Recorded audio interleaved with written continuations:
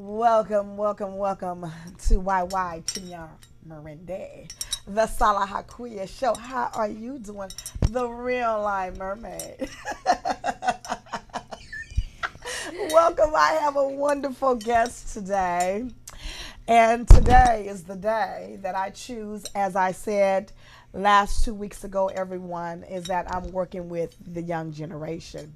I had my granddaughter on, Camila Ayadela Davis, and I just want to say I'm not going to apologize for her character because it was just so comical. But when I had went home, I noticed that the microphone, she was making these crazy sounds, girl, and she didn't even realize it, and it was so comical.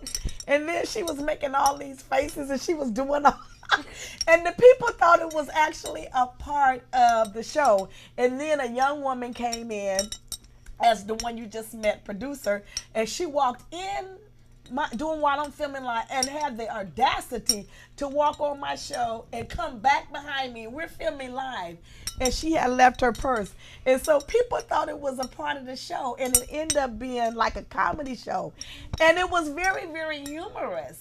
So I'm thinking, wow, it kind of, my audience out there in audience land and YouTube that's going to be adoring my show, it kind of reminded me of what's Carol Burnett. And so everyone is saying, they call me the real life mermaid. And I'm the new San Francisco major talk show hostess. And I'm told that my personality is my vehicle. So, everyone, I ran for the board of supervisors just recent, and everyone know I'm not political, I'm far from it. But it was fun, and I learned a lot. But, my friends were saying in family, it was, girl, you're not no politician. But I had to go full circle around because I've been doing this for 15 years, my talk show. See, those out there in the audience land did not know I've been a TV personality all of my life. And you never saw that. What you've always seen is me doing activism, going off on the police, as people say, drama, and, the seriousness of the issues that is affecting us every day. Because fighting for the people. Look, she's so sweet. I just want to introduce one of my beautiful Hebrew sisters, young, she's 17 years old, the next generation, and her name is Jabiella Shepherd. And I have another one who's coming on right after her. And what I'm doing now is I told everyone out there in audience land is that I'm empowering the young generation. Later with y'all old folks. I've been trying to deal with you for how many years? Oh, girl, please. I only got 4,000 votes. Only 4,000 people voted for me. Isn't that horrible? I'm a mess. But anyway, I'm bringing them on just because they are going to be assisting me in co-hosting the show. Because everyone, I'm getting prepared. Everyone just get ready. I'm coming out as the major San Francisco personality. So what I'm going to have to do is pass my show on because my show is live, and this is a prime time. This is a very seasoned time. People is like running out the woodworks trying to get this time, and I'm not giving it up. I'm sorry. I had a previous producer. She had it for about 15 years, valued it, and I'm not giving up my hard earned work. So I will be passing it on, still in the name of who I am, Salah Hakuya, Hakuya, the real life mermaid. But will be working with them. My people will be working with them to teach them how the rope goes, and come out, do their producing and directing, and etc. I'm just a personality. That's all I am. I don't do any of the technical work, none of it. I'm just the presence. But anyway, so we are moving forward. The topic of today is called The Mystery of She. Don't you find that fascinating? Yes, it's very interesting. The Mystery of She. Oh, femininity. And we're going to discuss sisterhood, which a lot of women need to get some. For real? They need to get some sisterhood up around here. And so since I am the essence of sisterhood, I really respect femininity to the highest. I've always had a relationship working with women and females. I never had a problem with working with females. Never had the problem. I have a slew of associates. I don't call everyone friends, but I would say acquaintances because you know everyone is not your friend. I want to, but I do get along very well with sisterhood. And one of the reasons why I get along so well with sisterhood is because I have an energy about myself that we can relate, we can bond. And when I meet with the sisters, I don't look at them in a competing way. Now, I know you're almost 18, and I know you have observed how women compete with one another. Tell me about it. Well, I've had a great example of sisterhood. You and my mom have been friends for over 30 years, I Oh, think. And what I've learned watching you guys is sisterhood is really about being able to count on each other. You need something, she's there. She needs something, you're there. that's right. And being able to support one another. Like she was supporting you when you were running for district That's supervisor. right, right? So it's being there for each other, it's counting for each other, it's being able to talk to each other when you're down, Yes. when you're happy. It's being able to be real. It's all of you with that sister. That's right. That's being real. See, isn't that something? And you know, sisterhood, one of the characteristics of sisterhood and women is that we are actually supposed to really be there for one another. See, we don't know that. We don't know that the essence of sisterhood and femininity and the power that we possess, it is actually an attribute for us to be there for each other collectively as a whole because it is the power that come with it. You see, this society has destroyed women to the point of not even sharing with them or trying to keep it hidden their power. And then they have turned their power to make it seem like they hate the female. And then it ended up being a war of energy instead of having that energy directed in the direction that it needs to go. So they take it, the energy of a woman, and they make it negative toward her, and then it ends up being a war. Mm-hmm. Because even it can be negative, it can be a viperous female on a negative, and still she's very powerful. You see it all on television. I don't care if she's playing a Venom, she's very powerful, or if she's doing righteousness, she's very powerful. So if you can trick women to think that another woman that is something wrong or that it's an evil or that it's I can't work with women, I don't do women. You hear that all the time, I don't do women. You know, you have to be, as I'm teaching you as a young generation, do not be tricked by that untruth because it's an untruth. Don't say or embrace the thought that I don't do women. See, that is what is set up for us to be separated from one another. And that's why I'm here to reverse that. I feel that my work, my purpose is to assist young girls and women to rise. And the average person think that, oh, well, it's no big deal, that she's so concerned about raising the sisters. Why? Because I do know that women, when they are working collectively, we are the greatest force on earth. And I know, and that's the power. And if you notice that whenever we're looking at Facebook or when we're walking by a school, have you noticed that the girls are fighting? Every day. How many fights have you seen this year ending, going into 201? How many fights have you seen, young girls? Usually in my school, there are a lot of fights almost every day. We Every see them day. happening in the cafeteria, in the yard, in class. It's every day. It's a constant. Young girls are beating each other up on things. Why is that? And it's nothing serious. It's so minute. Don't you see the trick? So my thing is, I feel, Gabriella, our responsibility is to start now. with Camila age, six, Yes. seven, I feel that's why she's in the back room. I had on the show. I feel that it is time for us to start now with the younger generation. And that's why I chose you to come here because I wanted you to see what I do. And I wanted you to get a feel of what I do because I feel that you are an attribute to this generation, being raised of Hebrewism, of my Hebrew culture, you being raised. And so I realize that you do have a foundation. And there's a saying is don't pass your pearls to the swine. See, I'm not going to give everyone this opportunity.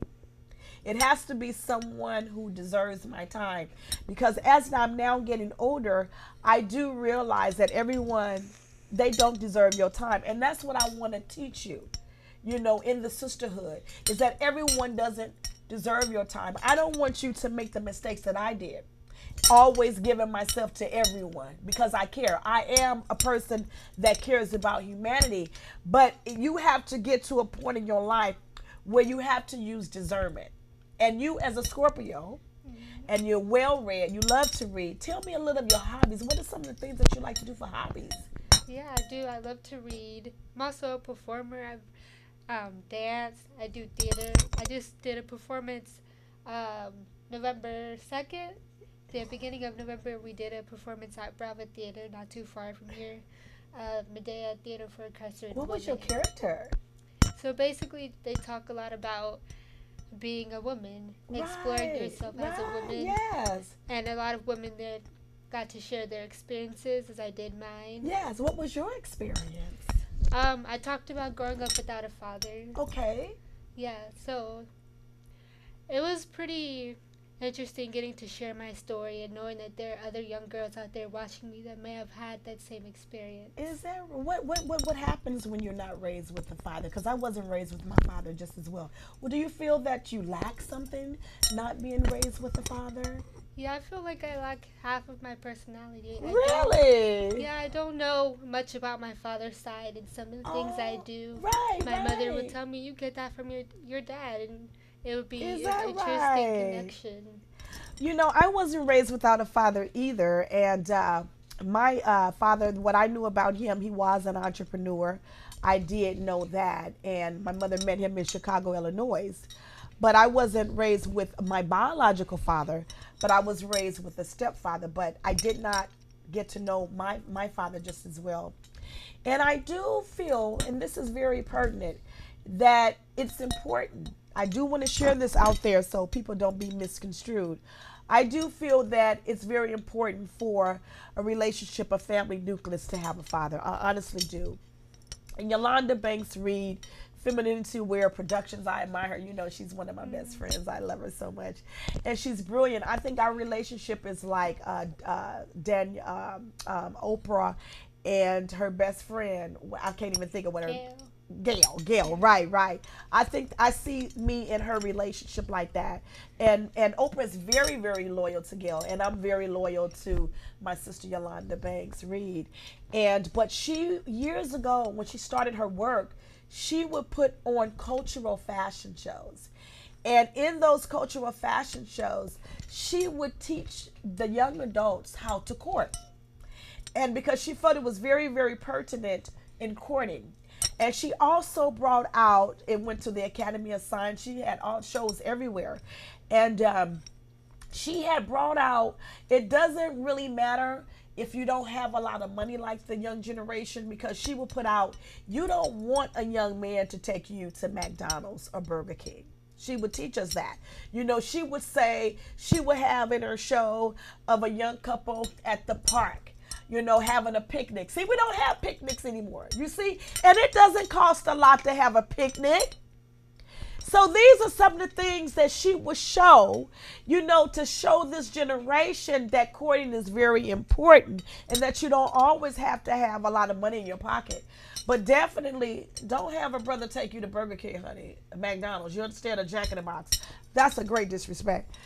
So culture is just so beautiful and refined to be taught these things, and that is who we are. It is time for us as Hebrew women, such as myself, and those who are out there, that their responsibility now is to teach you, young generation, Because I have a saying, and it has always been a part of my mind, is that it comes to a point in time.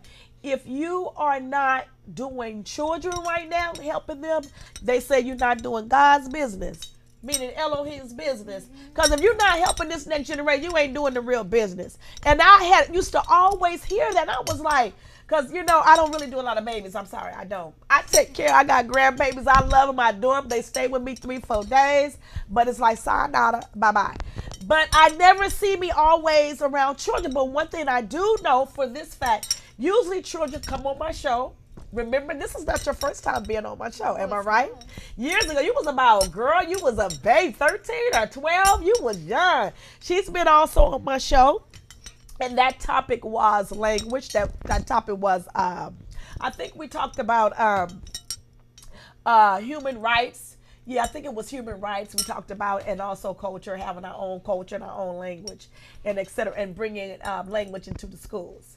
And so, but this is so the children that would come on my show, they would do their dancing, they would do their poetry, whatever they're singing. So I work with children, but I work with children in a different way. And then I'm called the Real Life Mermaid.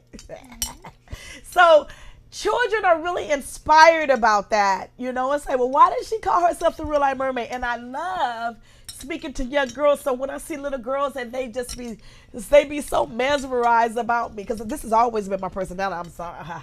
I'm just going to be myself. Thank you very much. So this has always been my personality. So when the children, they see me, they was like, they be, like, oh, they're so amazed. And then I love sharing with the girls. Oh, they called me, my name is Salah Hakuya, and they call me the Real Life Mermaid. And then they be like, amazed, but I get so much enjoyment. Let me tell you why I get enjoyment from that.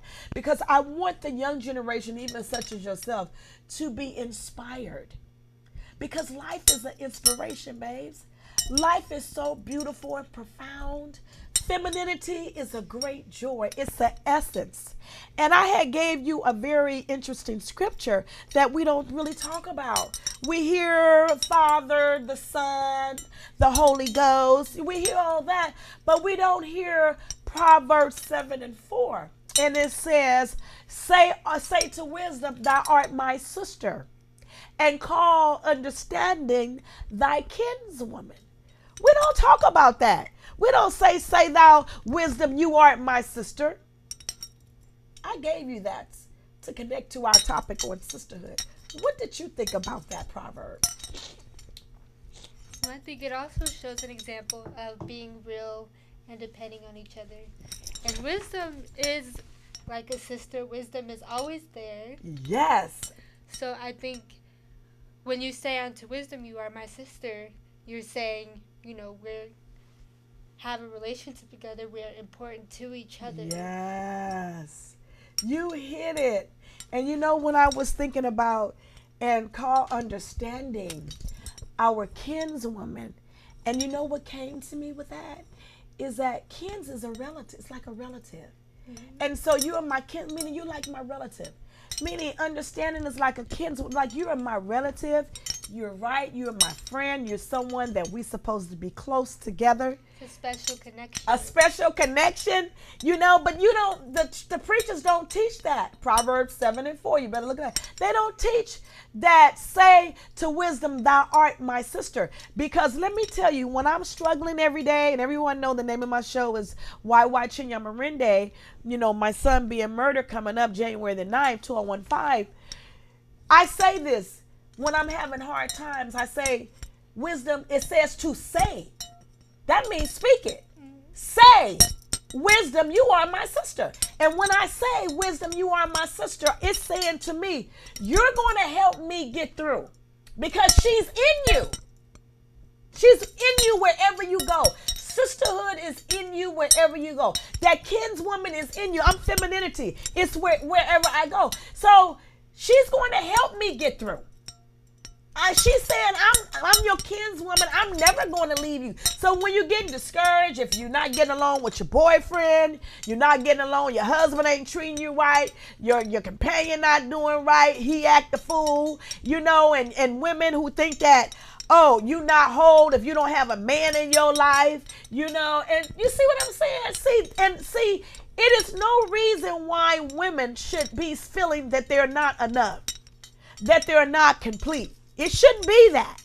And so this episode, are you going to be joining me again? Yes. Thank you. See, the new generation is talking. I only have 2 minutes. So, everyone, she loves my show. Thank you very much. And so, this phase is called the mystery of she. And I want to read, we don't have much time. This is the first phase because one of my other young ones didn't make it on time. And I am so sorry. You cannot come and be a co-producer or a co-producer if you don't learn to be on time.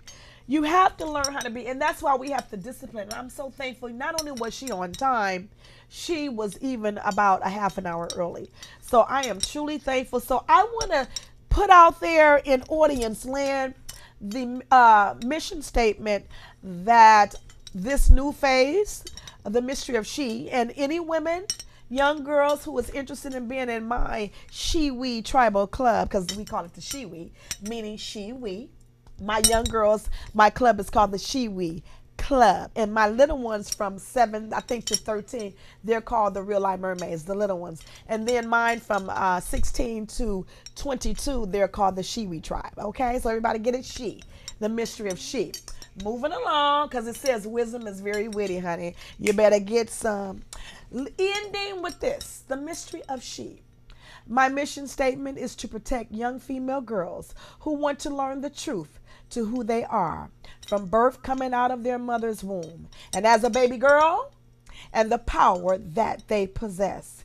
And as little girls are growing from babyship to womanship, to assist them in not being confused of their gender, knowing that they are a gift to this world, who first should be valued and treasured as the jewels that they are. Understanding that one day, one of these will start to ask questions. Why am I here? Why was I born? What is my purpose? And what is my worth? I say to you, say shalom. Shalom. We're out. Shalom. Next time in 2 weeks, everyone enjoy your ending and your new year.